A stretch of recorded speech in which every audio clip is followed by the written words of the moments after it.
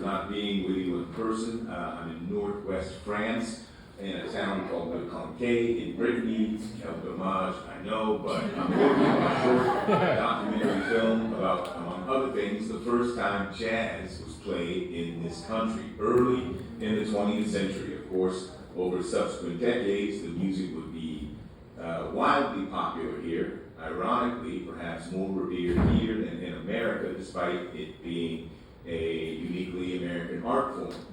That first performance was January 1st, 1918, on a dock in Brest, just south of where I am now, by a brass band under the leadership of James Reese Europe, doing their rendering the French national anthem after having arrived here to fight in World War I. Every man in that band was a soldier of the U.S. Army's 369th Infantry Regiment, later dubbed the Harlem Hellfighters, one of the fiercest and most effective fighters. It's little known history in America, but it's in the record. I mention it, well, because that's what I'm up to, and also because I knew a bit about this history prior to being here because of George C. Wolfe. George's artistic mission has so often been to shine light into dark, historic corners of America, so that if we are willing and unafraid to pay attention, we Americans might better understand who we truly are in the present and how we might survive the future.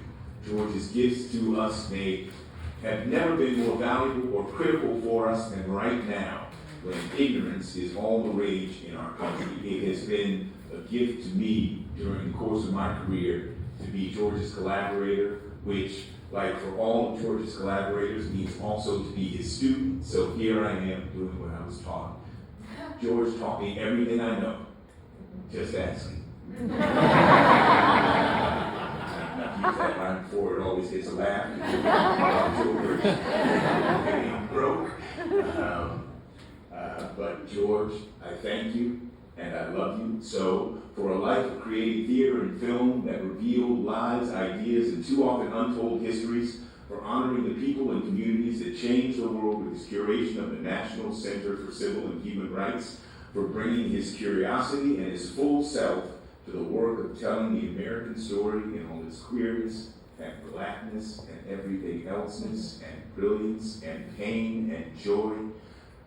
A 2024 Artist Advocate Award goes to George C. Wolfe.